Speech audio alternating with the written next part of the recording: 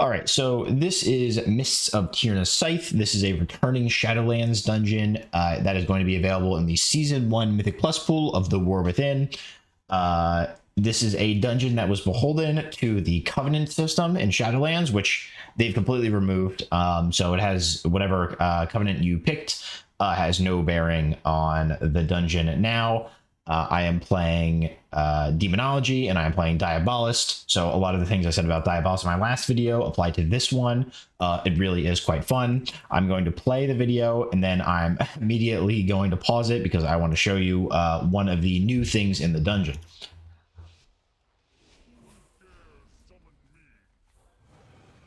And that is that gate. That gate, if you remember, was only clickable by Night Fae. If you have people in the Night Fae Covenant, it allows you to skip this trash, which I can probably rewind to a little bit. You can see some nameplates over here. There's like a big guy and then a small pack and another medium pack behind it.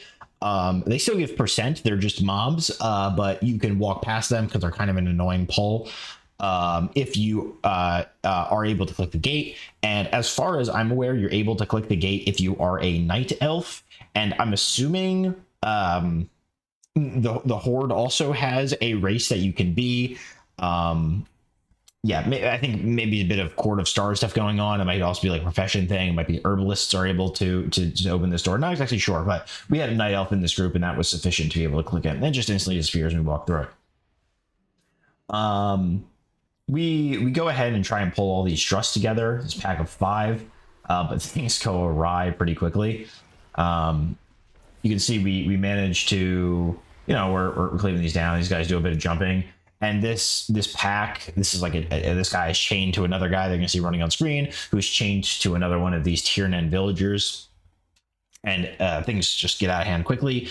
One of the monks later clarifies that it is one of their celestial conduit or something like that that pulls all these. So yeah, it's just either a bug or I don't know, just people not being careful. And then no need to watch this where we wipe. And then we go back and we pull the next pack as we were meant to. We never meant to pull that pack in the first place. And I will explain what's going on here. So these guys, I believe they're called Drust Harvesters or something like that. They do this Spirit Mole cast, typical bolt cast, random target, minimal damage, interruptible, low priority. And the Tirna villager is casting this Bewildering Pollen. You can't really see it from this angle, but it's a cone sort of shape. It's pretty easy to tell when you're in game where it's targeting. It's not really as bad as it looks there. And then this overgrowth channel starts. You can see I've got 4 seconds. I'm the one that gets targeted with it. And if I just play the video, you can see by the end of the cast what happens to me. I get put in a seed. It's actually kind of hard because this big stun indicator is in the way. But if you look behind it, there's a nameplate for something called an overgrowth right on top of my character. And this is, it's pretty self-explanatory. You kill the overgrowth, and it looks like it has 2 million health, which is not that much. And when you kill that, then I'll return, or whenever the 5.6 second debuff expires here. This probably suggests that you should group up on top of the things that you're intending to cleave, so that your seed can get cleared very quickly. It's a shame that I wasn't playing on my Death Knight because they have multiple ways of clearing this. You can see I don't kind of realize what's going on. I didn't stack up, so I didn't get in time. Bewildering Pollen going out again. There's my Diabolist stuff. That Harvest Essence ability that you saw go out right there at the end, and also it went out as soon as the Overgrowth got cast the first time, is just a drain life kind of thing. I'm not sure it actually restores health, but it is like a damage over time effect that is channeled. You can just kick it. My Overgrowth gets killed. And then the Tier 9 villagers, when they hit 20, I think that was 20%. I will try and rewind it a few frames, perhaps, to see the exact percentage. Yeah, it looks like around 20% or 15%. It just stops. It converts to friendly. They don't really do anything other than stop attacking you. I just go ahead and mark the tank so I can actually see what we intend to pull and what we do not. There's a lot of things I could be saying about Demonology Warlock, but I'll kind of hold my thoughts here. These Drust Bow Breakers are the ones that are applying these nasty kind of circles on the ground. I know they look like they'll explode if you touch them. They don't. They just do a lot of damage as a damage over time effect. Furious Thrashing. This is an unavoidable AoE, uninterruptible, unstoppable effect. You might be able to outrange this. I'm not actually sure. If I was standing all the way back here, I could probably avoid it. But speaking of avoidance is something you would do here. On higher difficulties, definitely you're going to have to use at least a minor defensive. In my case, that would be Dark Pact to survive this a little bit. You can see it's kind of whopping our group a little bit. This is only a +3, right? So you can imagine when that damage is, double or triple or on higher key difficulties, that can be pretty scary. More Harvesters, more Soul Cleavers.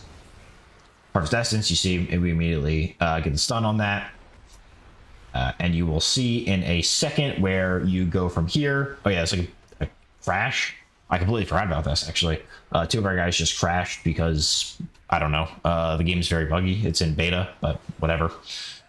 Yeah, we walk back. I'm going to keep skipping until we pull again. And even still, skip a little more, skip a little more. And this gate here that I did skip over the opening of. This gate here is another gate that is clickable by Night Elves. And again, I'm assuming other races and professions and maybe even druids can interact with it, something like that. I think that's how it was in the Dragonflight version of Nightholds, right? It was racials, classes, and professions that were able to interact with the objects. They open up the gate there. They just click on it the same way they did before. And if you didn't play in Shadowlands, there's these tasty tough shrooms, which I believe give you stamina. I'm not 1,000% sure on that. And these savory stat shrooms, which give you a pretty big primary stat buff. I think I hover over it in the video. I think it's rats. I think it's 10%. See if I can get the. Yep, strength, agi, int by 10%. So all DPS healers clicking on that usually, I think. And then you go up into the arena of the first boss, but in front of that you have 2 more of these bow breakers doing these annoying circles, and it is sort of frustrating because Demonology Warlock, you have a bit of hard casting, certainly more now than you used to with free demonic cores all the time. It's kind of an annoying pack because it's one that is pretty dangerous and that you want to be able to dispatch rather quickly, but you also have the boss immediately after it, so you kind of want to save your cooldown. So it's like a whole thing. I talked about that in my last video about Grimbit's Hole, that there it might exist a similar problem in there, or rather the dungeon avoids that problem. But you can see, we're able to deal with those guys rather easily. Yep, fortified dungeon, so trash lives longer. And then you open up on the, I'm not sure what that was with the subtitles. I think I accidentally hit hockey. You open up on the first boss here. This is a 3-boss dungeon. It's pretty short. And you can see the boss is Ingram Moloch, which is this short guy, which also comes attached to this Dramon. Yeah, the tree guy. And you're going to want to focus the tree guy, and you'll see why in just a second. Obviously, you're going to want to cleave, but when it comes to hard focusing, it's like, if you're playing Destruction, you would Havoc, Ingram Moloch, and then you would cast your main abilities on the tree guy. You can see this Tears of the Forest ability goes out, a bunch of swirlies on the ground. You just kind of walk out of them. And then when the thing hits 20% health or 15%, whatever the threshold is, when it's low on health, it will snap and begin channeling this huge damage effect on the Moloch here. or on Mr. Warlock, and it will do a lot of damage. Probably even more damage than you'll deal to the boss. The boss has a lot of health because you're intended to, you know, deal with it in this way. On higher difficulties, it's going to take a lot more than just one rotation of Droma and Alpharon. However, when you kill, when he finishes this cast, he eventually, the main boss eventually puts an ability back on the other guy, the tree guy, which makes him hostile again. You kill him again, he does the mechanic again. Yep. So we dispatch him. A lot of damage. I mean, Demonology is bugged. Its tier set is bugged and is doing quite a bit more damage than it should be. So that's why mine's so high. I think Windwalker is just busted right now. Just does a load of damage. I don't know if it's bugged per se, but it just does. It's a lot of damage. And now we enter just like the maze. This is probably the majority of what this dungeon is actually about. And you know, these guys do Spear Flurry. It's just like a conal, you know, damage over time kind of effect. Spear Flurry, right? It starts off with that cone. Yeah, you see the targeting indicator.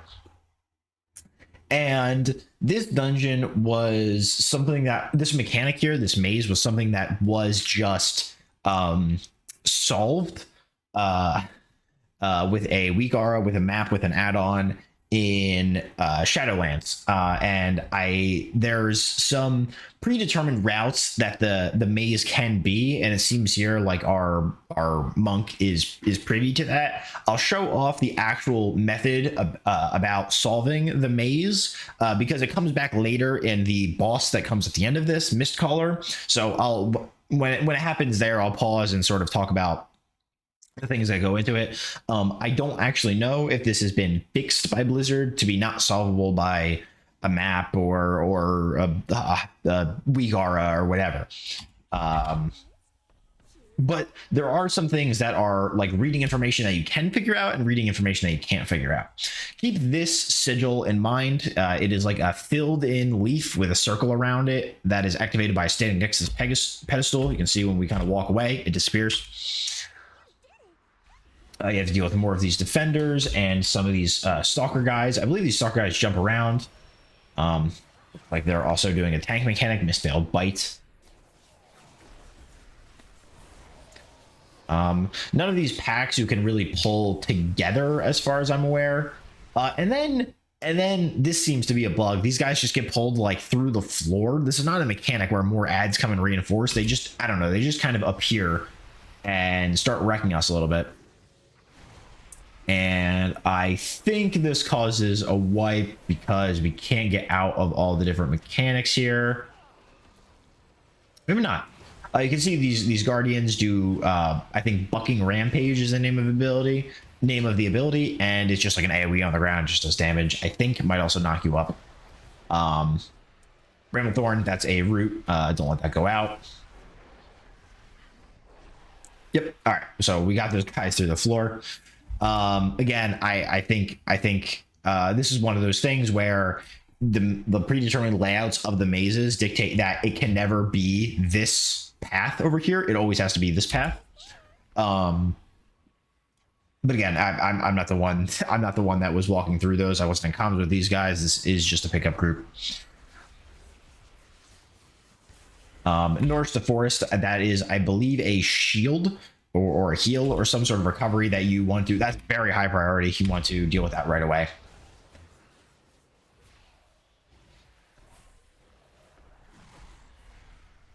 And someone will illuminate the right way.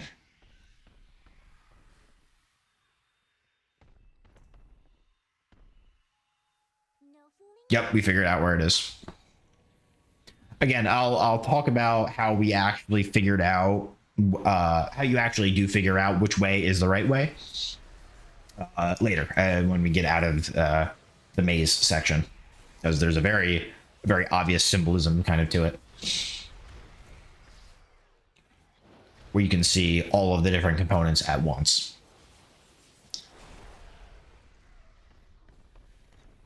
This section here, I think, is largely unchanged. There is one more change to talk about on the boss, or one very important change on the boss to talk about. I will mention that this dungeon is checkpointed right before, like at the start of the maze. So if we die in here, we go to the start of the maze, not to the start of the dungeon. The start of the maze was the death, the arena of the first boss. That's where you can go back to. You can see Mistvale Matriarch, big dragon. This is only ever spawns in a pack by itself. Shred armor, just a tank mechanic. You know, it is what it is. Radiant breath. It's just a breath attack. There you go. Boom. I do not think that ability disorients you like the pollen ability does from the tree folk. I think that's just damage. And this ability, I don't know if this is new or not, but it is very important. Pull of Radiance.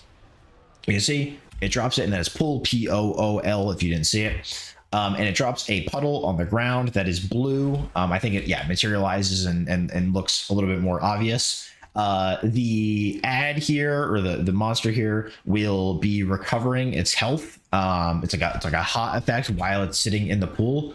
So we go ahead, and it kind of takes a while. It's kind of annoying because we try to cast these abilities and stuff.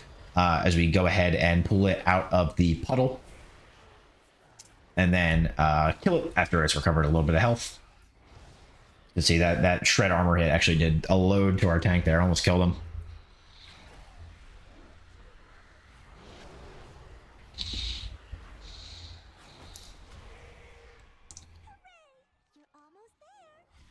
And this is one situation I know where if you're in this room, it's always this door. I don't know. It's just a few situations where that just is how it is.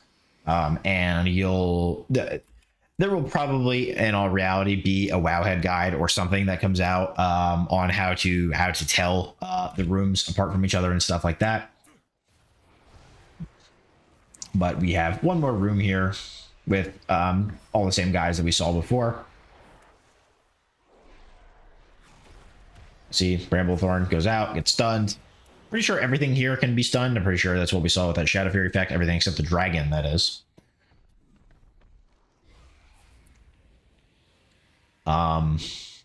We are trying to solve the puzzle. I'm pretty sure this section is one that is always solved the same way, in that when you're in this room, you always go in the door where I am, because I am pretty sure, like, fairly confident that whenever you are on a room that borders the boss room, you always walk through that door. There's never like any moving adjacent. There's never moving any backwards, and there's never moving any adjacent to the boss room, I do believe.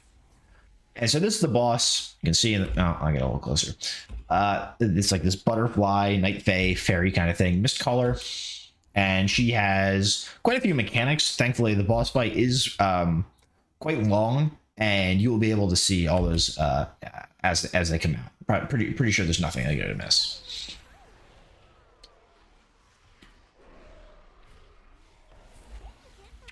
Dodgefall. This is fairly standard. I mean, it's pretty novel at the time, but it's pretty standard now. Does these arrows, one targeting every single player, and it finishes the cast, and the dodgeball goes out. Right, so you can see. I'll do show it again. Dodgeball, all it takes, they don't follow you. They don't follow you during the cast. So as soon as they target you, all you need to do is sidestep. You can see I failed to do that. I don't position myself quite right between the two dodgeballs. I wasn't yet attenuated to that kind of thinking. So Petty Cake is a tank effect. Nobody can interface with this except for the tank. And you'll see it gets interrupted. So the tank can interrupt that. Nobody else can interrupt that. And you also can't outrange it either. I believe, and someone in the group says this later on, I'm pretty sure this affirms my own belief as well, that this was a long stun, like a very, very long stun in Shadowlands, but now apparently it's just a ton of damage, like one shot amount of damage. So you got to make sure as a tank, you're always on that. And here's freeze tag. So this is the maze-like ability. Oh, sorry. Guessing game is the maze-like ability. Freeze tag summons this ad, this illusionary Vulpin, that is going to target a random player, and if it hits them, it will explode and murder them. And I don't know if it happens or not in this group. You can see the boss is still doing its things. It still does its patty cake. It still does its dodgeball. And I'm pretty sure it still spawns Vulpins while we are in this other phase. You can see these 4 ads. These 4 other ads have spawned these sort of mirrors of the boss themselves. But we cannot damage the boss. I think it has like a 99% damage reduction. So there's a graphic above the head of each one. No, it's not whatever this is, whatever monk buff or whatever that is. It's the icon above it, the glowing one here. You can see that there's 3 components that are involved in every emblem. Is there a circle? Is there not a circle? Right? Every emblem either has a circle or it doesn't. Keep that in mind. Every emblem is either a leaf or a flower. They might have another name, but that's at least in NA generally how I've seen them referred to. And everyone is either filled in, like the star in the back is, and this one here is, or not filled in, like these 2. And you have to determine what 3 of the 4 of these you have to determine what 3 of the 4 of these emblems share in common. This is the same as the maze. There's always 4 of them, and 3 of them will share one thing in common. In this one, you might have been able to deduce it's the fact that this is the only leaf, right? One of them, in other words, because there's always 4 of them and 3 of them share something in common, the one that you are targeting is the one that has something that none of the others share. In this case, it is the fact that this is a leaf, right? 2 of these don't have a circle, right? And 2 of them aren't filled in, 2 of them are filled in. Right, so it can't be either of those. So even if you didn't know what this last one was, you know that it has to be a leaf, right? Because, you know, the way these things are shared. So we take a second to identify it, and then we figure out what it is. This is one of those things where the ping system is invaluable for being able to communicate with your party if you're not in voice, or even if you are in voice. It's just a good way to indicate which of these is which. And you only need to kill the one. You only need to kill the one that you identify as the outlier. And then all of them disappear, and you're back to kind of the main phase where you name as a boss. Freeze tag's fixation is what comes out after it summons the fox. And you can see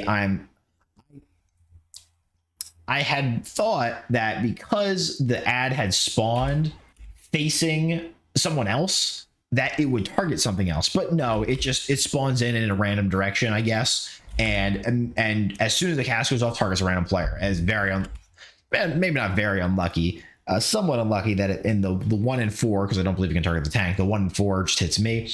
I don't think you kill these. I think you just hunter trap them or something like that.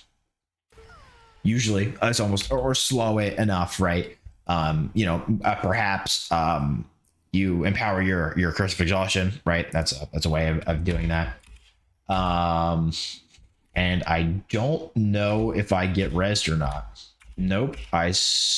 We wipe because our tank gets patty caked.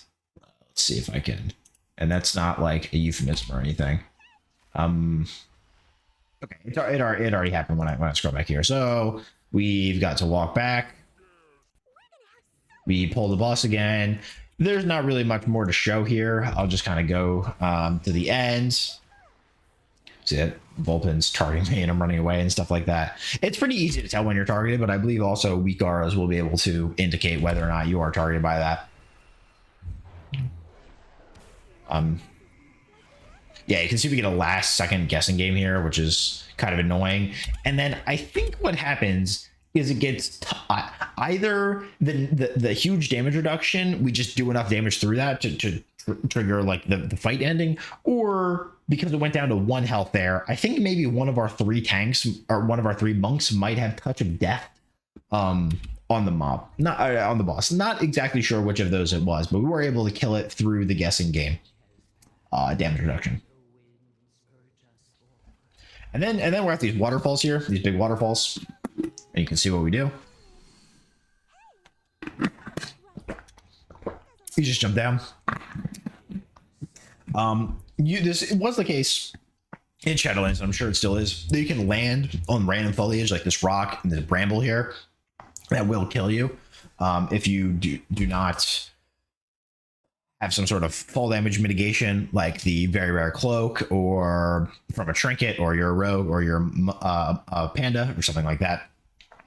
And the final feature of that was a Night Fae Covenant ability and is now covered by Night Elves and probably some other groups, is this seed. This seed is just a respawn point. I believe if you don't click this, you're going to go all the way back as a respawn anchor all the way to the beginning of the maze. So it's a way of saving yourself a lot of trouble. And you can see we don't have any of those tree guys anymore. It's just bugs. It's just bugs from here on out. And this is an area where there's a pretty easy pug-friendly set-and-find route to get to the boss, but there's really a lot of choice here. There's a lot of mobs that you can choose to. They can choose to duck around, and you can choose to target or not target, to pull or to not pull. This guy here, I don't actually know the name of the ad. I'll be able to tell you in a sec. It does this stimulate resistance, I believe. And that will put a gargantuan shield on the mob. That is highest priority. Interrupt that always. It can just be kicked. These mobs can be stunned, whatever. Volatile acid, you'll see when this goes out. Yep, it just targets, I think, 2 players, and you get this like annoying nature dot. It goes away, doesn't leave a puddle or anything. Staghorn, that's the shielding mob. And then there's these spine maw reavers that fly in. You can see there's kind of a lot going on. You can see one of these, I believe, one of these bugs did acid globule, and that just leaves this effect on the ground, which you just walk out of.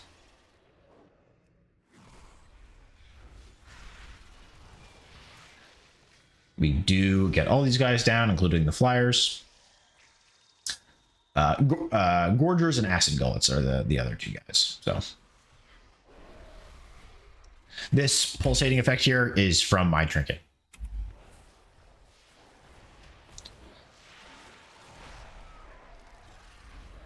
That a cast started to go off there after this kick.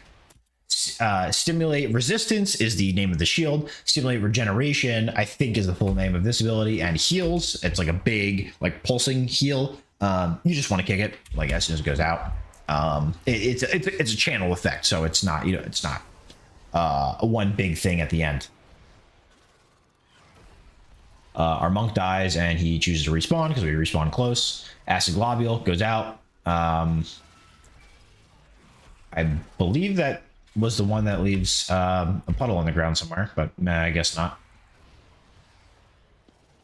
And you pull this guy into the larva here. I don't think the larva do much of anything, at least when it comes to abilities to worry about. You can see these are the same guys before, the acid gullets and the gorgers. And beyond this is the boss, which is actually a pretty interesting boss. It's kind of got a little bit going on. So I might tap into the dungeon journals to kind of explain some of the mechanics. But you can see we're already at the end of the dungeon, right? 97%. It's going to get completed by the end of this pull here, this pack. Yeah, and there's still 10 minutes left on the timer. Fantastic. So this is the final boss here, Tredova. You can find it just kind of feasting on, I don't know, some sort of seed or something. And it talks, which is bizarre. You can see it does this kind of acid rain ability. This is just pretty standard, just lands there and leaves a puddle. Parasitic pacification. Vacation, I believe, is the full name of this. Oh yeah, it says right there. And I think we do. Yeah, we do actually let this go off. It summons a parasite on my head that we need to kill. Did we kill it? There's a lot of stuff going on here. A lot of circles.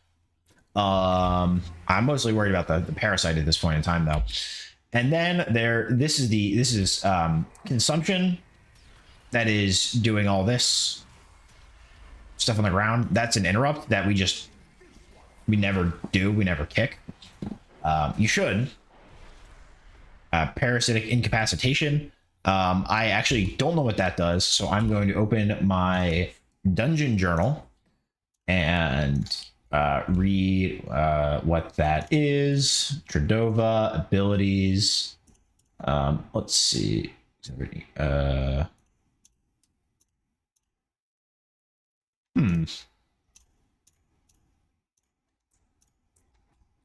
It seems that ability is not in the dungeon journal.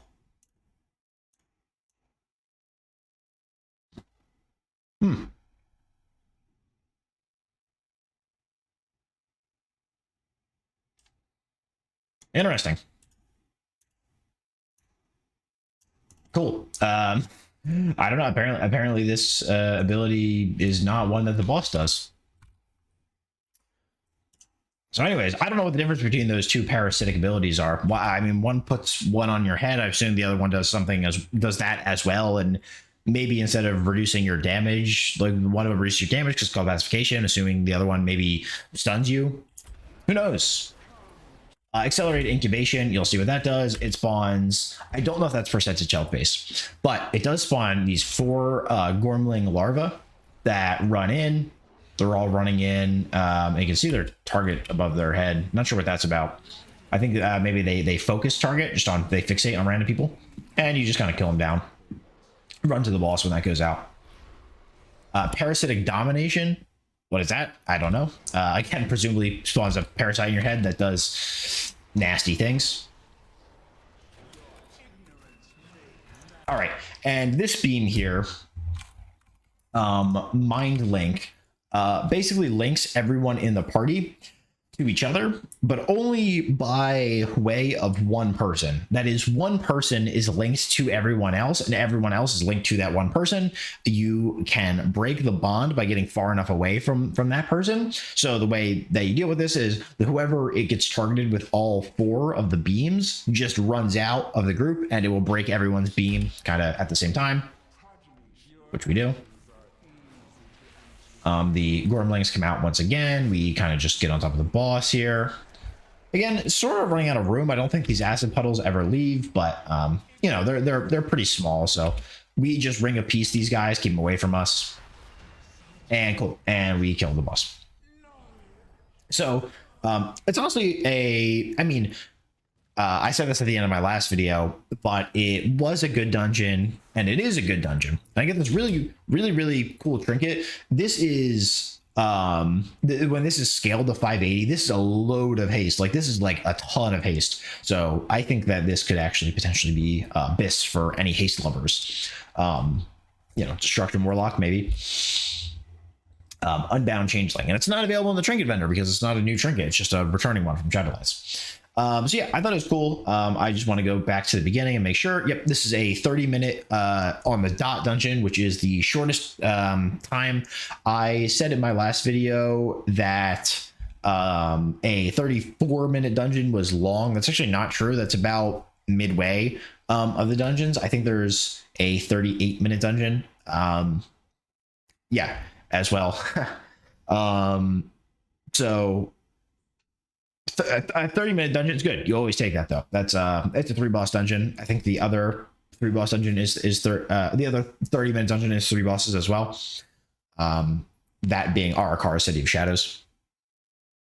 And yeah, a fairly easy dungeon. We didn't really have any difficulties that weren't just like kind of blatant errors. There wasn't anything that seemed to be too overtuned, probably because this dungeon did exist in Mythic Plus already, whereas the new War Within ones, Grim Battle and stuff, never did exist. But yeah, I'd say that if you're doing a tier ranking of S to F. This probably will be an A tier dungeon, maybe even just S tier based on the time alone. This is going to be the dungeon, I think, that when you get it as a key, you're going to be very excited about it, barring, any sort of weird, buggy kind of, or high key scaling issue, right? That would make that not fun. Maybe at the end of the video, there's something interesting that I'm hovering over. Let's see. No, I don't think I have my loot panel or my gear or anything in this video. So I will go back over to the game to talk for a quick second about sort of my talents and stuff. This is the Kalamazi AoE.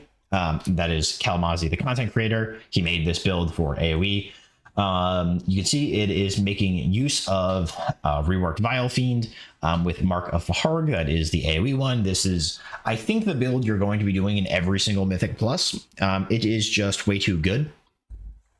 Guillotine still continues to be a not very fun button to press. But, every 30 seconds you get a Mark of Faharg, which is very fun. Anything else? You get new Reign of Tyranny, whatever, who really cares about that? Demonic Strength feels fun. It always has been fun. There is Bile Scourge Bombers somewhere in this tree. Bile Scourge Bombers right here. Your spells have a chance to summon Bile Scourge Bombers. That effect that is independent of the fact that I did not take this, right? I don't think I've seen a scenario where Bile Scourge Bombers is the correct play. But you get Bile Scourge Bombers passively from this effect. They just show up and just bombard the ground, right? It's just an AoE proc with a little bit of flavor. I don't know if this actually scales with your pet damage. I don't think it does, because I don't think it actually is a pet.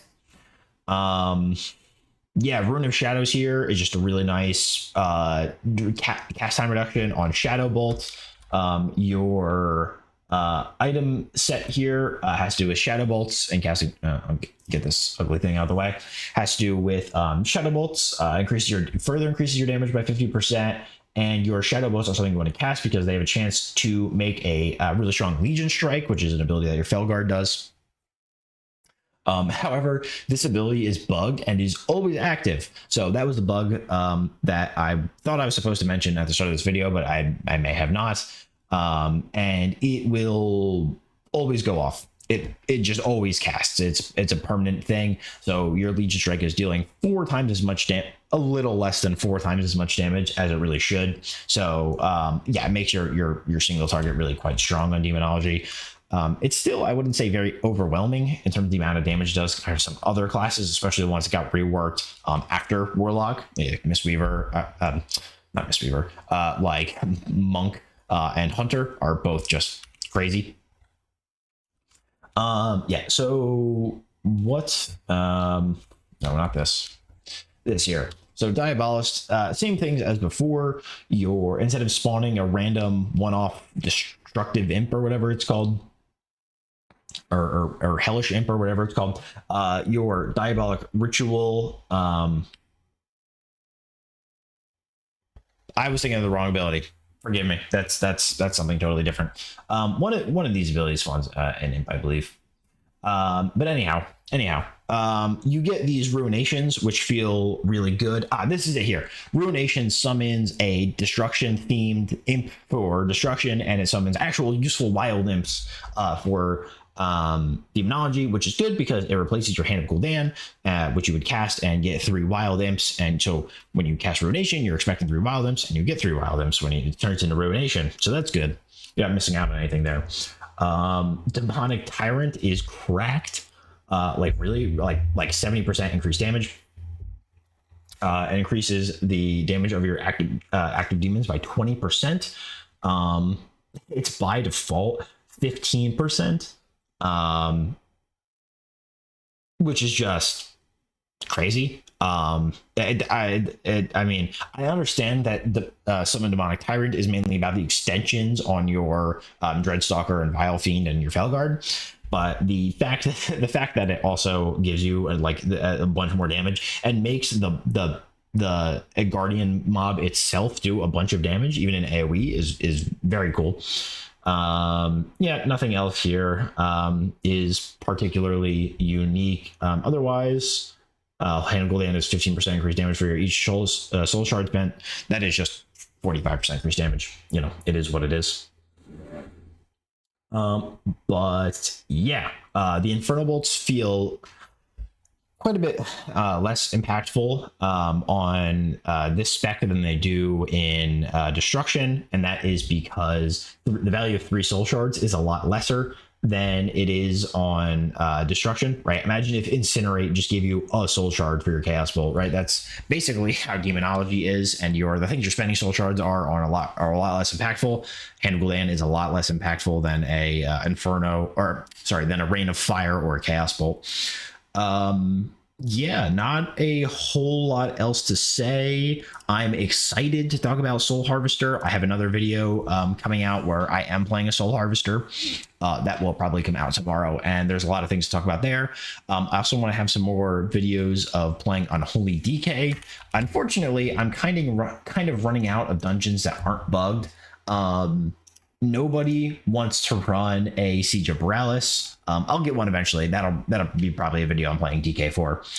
And of the War Within dungeons, City of Threads is bugged. It just crashes. I could probably I could show you my last recording where we make it almost all the way to the second boss and then it just crashes. This is a pretty consistent thing. It's really annoying. It's really frustrating.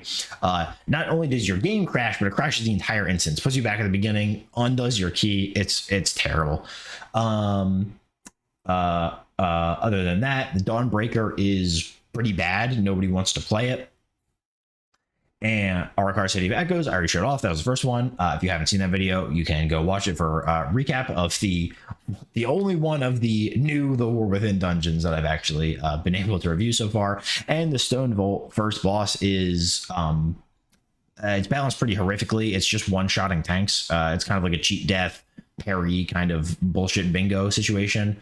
And people don't want to do it. So eventually I'll get videos on all these 3. I might even do a super video, right, where I talk about all 3 of the rest of the War Within dungeons. Hopefully at the end I can compile them in the War Within Season 1 Mythic Plus tier list, dungeon tier list. I've given my rankings for Arakara, probably S tier. It's probably going to be the best, or maybe it is going to be tied for the best or slightly worse than Mists of Tirna Scythe. I think those things are at the top. Grimbatol is an okay dungeon. It doesn't really inspire me one way or the other. It looks pretty, I guess. But yeah, it doesn't like mechanically, I wouldn't say it's a great amount of fun. But what is a great amount of fun is these new Vile Fiends. I mean, come on, look at this thing. Look at this thing. Look how big this is. I have my sound effects off because I don't want it playing with all these guys shooting abilities in the background. But he's humongous, and whenever he walks around, he makes big boom, boom, boom, boom, boom footprints or footsteps sounds, and it's awesome. Yeah, hopefully I can get this Omni CC bug fixed with the overlapping indicators. But other than that, thank you for watching. If you want to see more videos like this, you just subscribe to my channel. I'm uploading daily or near daily nowadays. If you like this video, you can like it. If you have a comment about Destruction, if you have a comment about Demonology, if you comment about Diabolist, if you have a comment about DK, if you comment about things you want to say about my face, you can also leave them in the comment section below. Other than that, thank you for watching, and I'm going to end the recording now.